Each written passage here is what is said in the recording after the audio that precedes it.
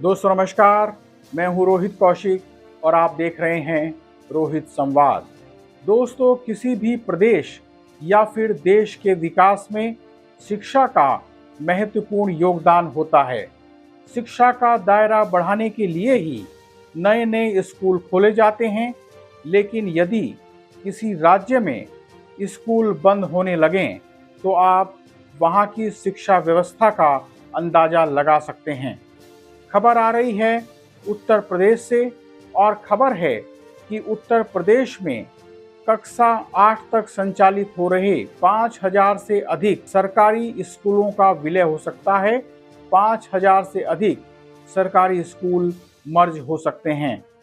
माना यह जा रहा है कि इस प्रक्रिया से उत्तर प्रदेश में शिक्षकों के पद कम हो सकते हैं और नई शिक्षक भर्ती होने की संभावना भी कम हो सकती है। अब उत्तर प्रदेश के शिक्षक संगठन सरकार के इस फैसले के विरोध में खड़े हो गए हैं।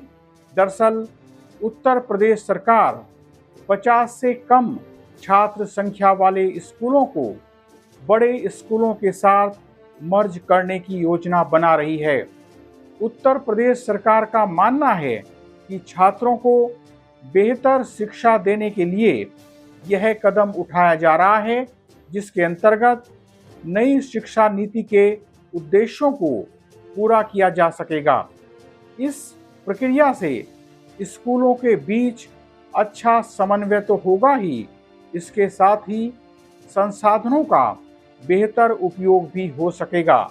सरकार द्वारा हर जिले में एक मुख्यमंत्री अभ्युदय कंपोजिट विद्यालय कक्षा 1 से 8 तक खोला जा रहा है।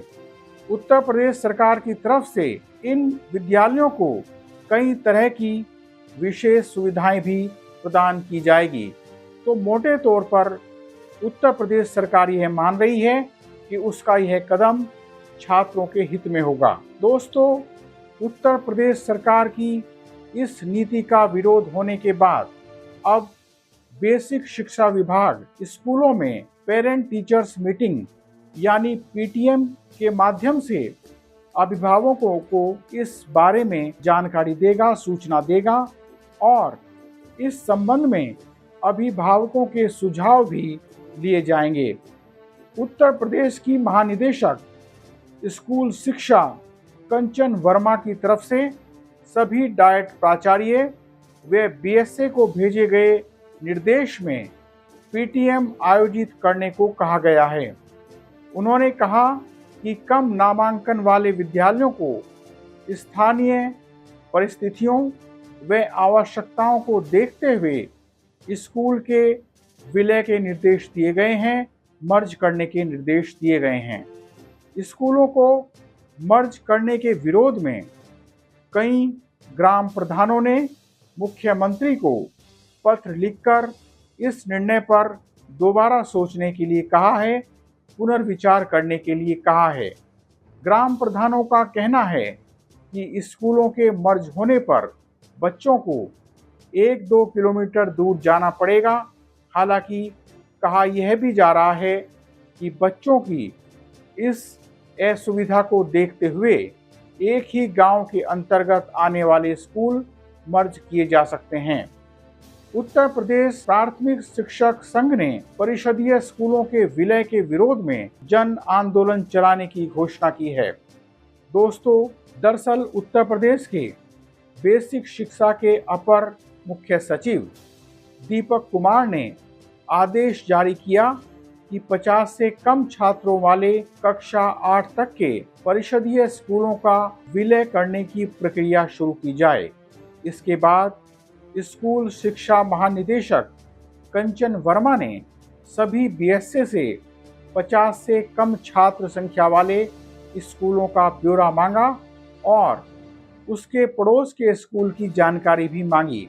इसके साथ ही यह भी स्पष्ट किया गया कि यह भी देखा जाए कि स्कूलों के रास्ते में कोई नदी, नाला, हाईवे या रेलवे ट्रैक तो नहीं होना चाहिए, ताकि किसी भी तरह से दुर्घटना से बचा जा सके।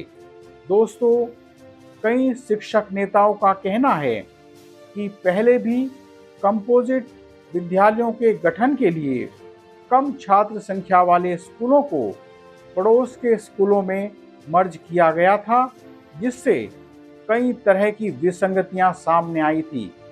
शिक्षक नेताओं का कहना है कि अगर सरकारी स्कूलों में नामांकन घट रहा है तो इसका समाधान शिक्षक और संसाधन बढ़ाकर किया जाना चाहिए, न कि स्कूलों को मर्ज करके। कुछ शिक्षक नेताओं का कहना है कि प्राथमिक विद्यालयों की 1 किलोमीटर की परिधि में किसी भी प्राइवेट स्कूल को मान्यता न देने का प्रावधान है, लेकिन कई जगह अधिकारियों ने प्राइवेट स्कूलों को इस तरह की मान्यता दी हुई है। हो सकता है कि इस नीति का विरोध होने के बाद अब सरकार यह कह दे कि जिस स्कूल में 30 या 20 से कम छात्र हैं उन्हें मर्ज किया जाएगा।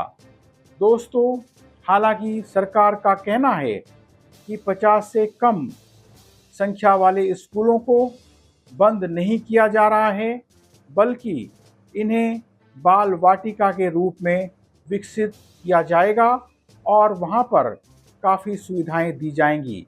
सवाल यह है कि जिन स्कूलों में कम छात्र हैं वहां छात्र क्यों नहीं बढ़ाए जा रहे हैं? क्या उसके लिए भी शिक्षक जिम्मेदार हैं?